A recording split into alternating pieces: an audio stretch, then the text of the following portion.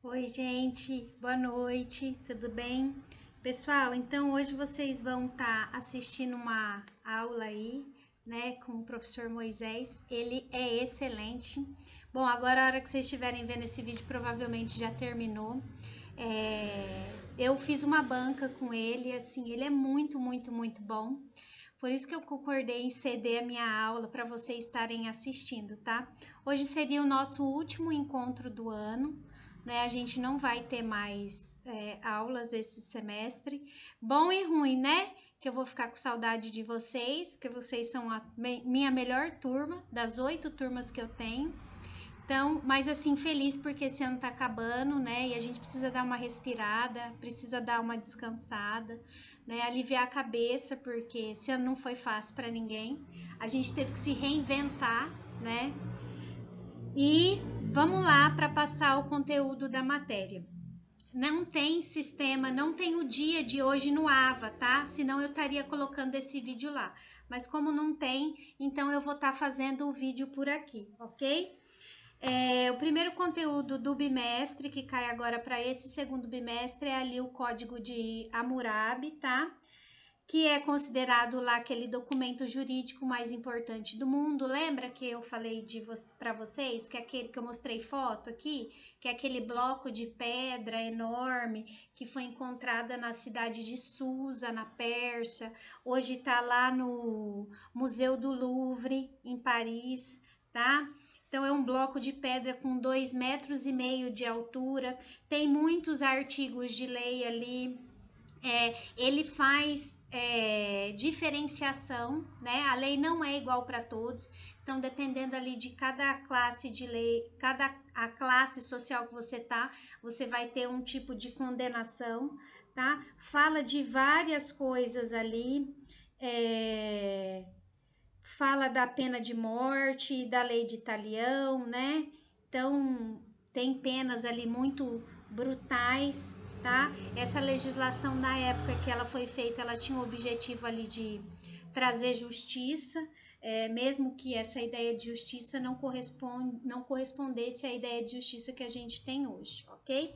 Então esse ali, depois deem uma olhada lá, peguem as aulas lá. Eu acho que a partir da 9ª ou da 10ª semana, porque a gente teve bastante feriado, tá? Acho que é a partir da 9ª ou da 10ª semana lá no AVA que vocês vão conseguir achar o material. Então, é o Código de Hammurabi. Depois a gente viu ali o Egito Antigo, né? Que não foram encontrados muitos documentos desse período, né? Quem governava era o faraó, né? Ele era ali os 3 poderes. Uma coisa que eu gosto de perguntar muito em prova, que eu devo ter falado para isso vocês em sala de aula, é que o sistema tributário deles era baseado na proporção do rendimento, né? Princípio da capacidade contributiva. Então, quanto mais você ganhava, mais você pagava. Então, colheita maior, pagava-se mais, tá? O faraó nessa época centralizava tudo na mão dele, né?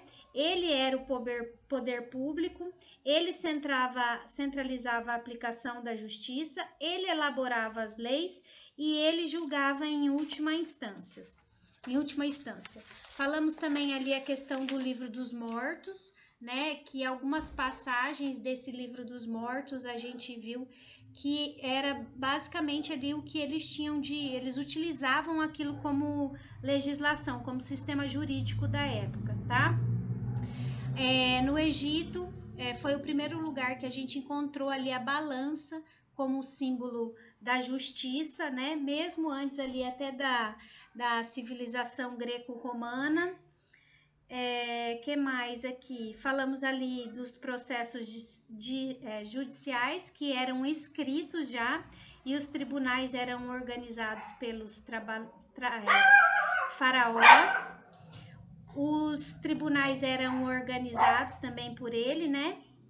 A principal fonte de direito eram os costumes e cada província tinha um administrador que era escolhido por meritocracia, que é como se fosse concurso público hoje. Depois, outro conteúdo que cai na prova é o direito hebreu, né, que é o dos judeus, que é o nosso hoje atual Antigo Testamento, ou também chamado de Torá, tá? Que é a fonte do direito para o povo hebreu. Aí falamos de Moisés, que ele guiou o povo por 40 anos no deserto, até avistar a terra prometida, teria recebido de Deus ali os 10 mandamentos, né? Ele teria escrito todo esse Antigo Testamento durante o caminho. De todos esses documentos que foram escritos, o único que foi encontrado, né, foi os pergaminhos do Mar Morto. E ali a gente já percebe uma preocupação ali com viúvas, com órfãos, né?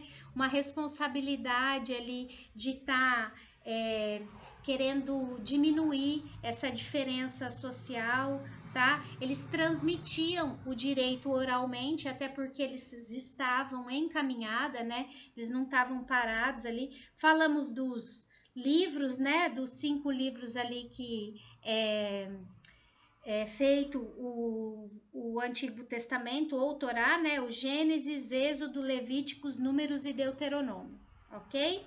Para eles não tinha diferença entre ética, moral e direito, por quê? Porque tudo para eles era considerado pecado. As penas eram penas severas, tá? Eles tinham pena de morte por apedrejamento, também tinham a pena de talião. E hoje ainda se encontra, né? A gente encontra esse tipo de legislação, né? No Antigo Testamento, na Bíblia. Depois falamos ali do direito canônico, né? Começamos ali no direito canônico, o período chamado de Idade das Trevas, né? Onde a população tinha muito medo de praticamente tudo. Falamos de Santo Agostinho, São Tomás de Aquino. Falamos ali que a igreja ela cresceu muito, né? Com isso ela acabou elaborando um código de normas, que é o tal do direito canônico, né? Falamos das classes sociais, falamos que era Deus quem escolhia que classe social que você ia pertencer. Nesse período aqui a igreja colocou um padre em cada castelo para estar investigando, né, e apurando todo mundo aí que cometesse os pecados, o que ela entendia como pecado. Em 1231 foi aberto o Tribunal da Santa Inquisição, inicialmente ali para julgar hereges, bruxas, judeus e muçulmanos, mas depois eles começaram a julgar tudo quanto é time, tudo quanto é pessoas, né? Falamos ali como que se iniciava esse processo, né? Que era por uma denúncia, e daí se aquela pessoa fosse realmente condenada, né? Ela teria que, se ela sobrevivesse, né? Os bens dela ia ser dividido entre a igreja e a pessoa denunciante. Então, o homem tinha medo da esposa, dos filhos, dos vizinhos, né? Porque qualquer um poderia estar fazendo essa denúncia, principalmente se fosse uma pessoa de posses. Falamos ali dos objetos, né? Lembra que eu mostrei para vocês os objetos que eram utilizados na tortura, né? Aquilo ali era antes do processo. Então, muitas vezes a pessoa nem sobrevivia àquele processo inquisitório, né? Com aqueles aparelhos de tortura. E se ela viesse a sobreviver, a pena era a pena de morte. E daí a gente tinha mais 2 tipos de pena de morte, para pobre e para rico. Para pobre, normalmente era uma pena mais lenta, mais demorada, que era fogueira, por exemplo, afogamento.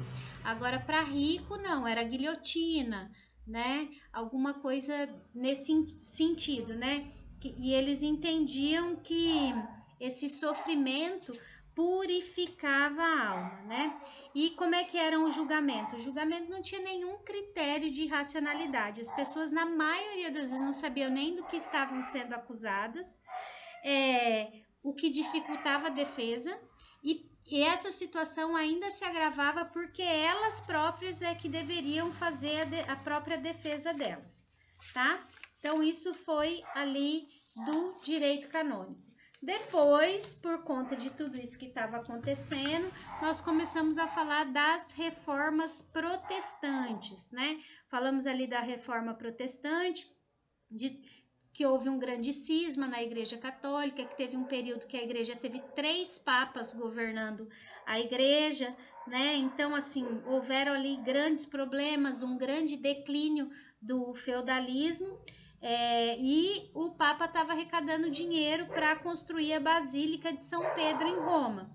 Foi quando um dominicano foi vender indulgências em Wittenberg, na Alemanha, para um padre, o Martinho Lutero. Lembram dele? E daí, quando foram vender para o Martinho Lutero, ele se pronunciou contrário, né? Recusou, falou que não, né? Começou a contestar os dogmas da Igreja Católica, né? Ele era um professor e daí ele pregou 95 teses no dia 31 de outubro de 1517 na porta da igreja, né? Foi acusado de heresia e em 1518, um ano depois, ele foi chamado a Roma, mas se recusou aí e manteve as suas posições e falou que o Papa podia falar. Em 1520, ele recebeu uma bula papal mandando ele se retratar ou seria excomungado, né? O que ele fez? Com mais raiva ainda de tudo aquilo que estava acontecendo, ele queimou aquela bula papal em praça pública. Precisou fugir, óbvio, né? E daí, nessa fuga dele, ele foi para um castelo, um príncipe cuidou dele lá. Lá ele traduziu a Bíblia para o alemão, casou com uma ex-freira e daí acabou surgindo a Reforma Luterana. Tá? Então, Reforma Luterana vem de Martim Lutero. Lembra que a gente tem 3 reformas protestantes mais importantes. A Reforma Luterana, que acho que a gente acabou de ver, o Calvinismo, que eu vou falar agora para vocês, e a Reforma Anglicana. Tá? O Calvinismo esse nome vem do João Calvino, né, que foi um grande estudioso de teologias e humanidades, né? Ele foi para Genebra, na Suíça, e lá ele preparou a maioria da população da Europa para essa reforma protestante, tá? Então, esse foi o mais completo sistema teológico protestante que a gente teve, porque ele, né, parou, teve tempo e tudo mais, não estava sendo perseguido nem nada. É lógico, eles eram franceses que saiu da França, então, mas ele estava em Genebra, que era um lugar tranquilo, tá?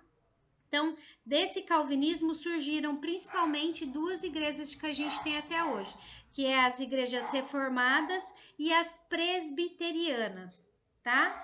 Então, o Calvino ali, ele pregava a doutrina da predestinação. Também adoro perguntar isso aqui em prova, tá? A doutrina da predestinação. Que para ele, as pessoas salvas ou condenadas, né?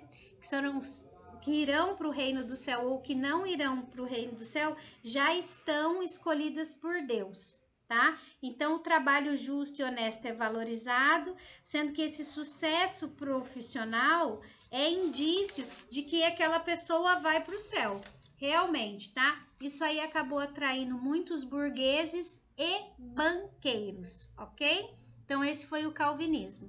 A última reforma protestante é a reforma anglicana, que é a que eu já venho falando para vocês há tempos, né? Falei até do filme da A Outra para vocês estarem aí assistindo, que ocorreu na Inglaterra, né? A religião anglicana hoje é a religião oficial da Inglaterra, né? Então, muitos protestantes vieram ali de Genebra e acabaram ajudando ali Henrique VIII, né? Que estava naquela loucura de querer separar da mulher e casar com a amante, e casar com uma e casar com outra, que ele acabou casando com 8, né? Daí o filho dele acabou depois rompendo realmente com a Igreja Católica, né? E a filha dele, Elizabeth I, que foi a filha com a primeira amante, lá com uma das irmãs Bolena, acabou colocando oficialmente a religião anglicana na Inglaterra, ok? Então, vimos as três, não temos só essas três, tá? Mas pra gente aqui foi as que tiveram mais importância e que acabaram influenciando o direito, a política, né? E a religião e tudo mais. A Igreja Católica, por conta desses movimentos de reforma, né, acabou tentando fazer o quê? Eu falo tentando, mas é que na verdade o movimento existiu, mas é que ele não teve a força que, por exemplo, teve lá o Tribunal da Santa Inquisição, né? Teve ali o movimento da Contra-Reforma, né? Que eles tentaram ali fizeram um concílio de Trento e tentaram ali fazer catequização, né, que ficou decidido nesse concílio, fazer a catequização dos habitantes de terras descobertas através dos jesuítas, que eu falei que foi o que aconteceu aqui no Brasil, né? Tentaram fazer a retomada do Tribunal do Santo Ofício, né, que é o Tribunal da Santa Inquisição, e criaram um índice de livros proibidos, né, que era a propagação de ideias contrárias. Muita gente foi perseguida, muita gente foi morta. Lá na França, até hoje, tem muitos franceses que têm pavor da Igreja Católica por conta da noite de São Bartolomeu, que foi a noite que o rei mandou matar milhares de protestantes, né? Dia 31 de outubro é o dia comemorado o Dia da Reforma Protestante, que também se comemora, olha só, o Dia das Bruxas. Então, às vezes tem algum significado aí que a igreja, né, acabou colocando isso. Meus queridos, a revisão é essa, então era só isso que eu ia falar para vocês, tá? Então, a aula começa em Código de Hammurabi, tá? Começa ali em Código de Hammurabi e termina ali na Contra-Reforma. Foi um prazer enorme estar com vocês esse semestre, tá? O primeiro semestre, provavelmente vocês vão me encontrar mais pra frente, lá no 10º semestre, quando vocês forem ter ética.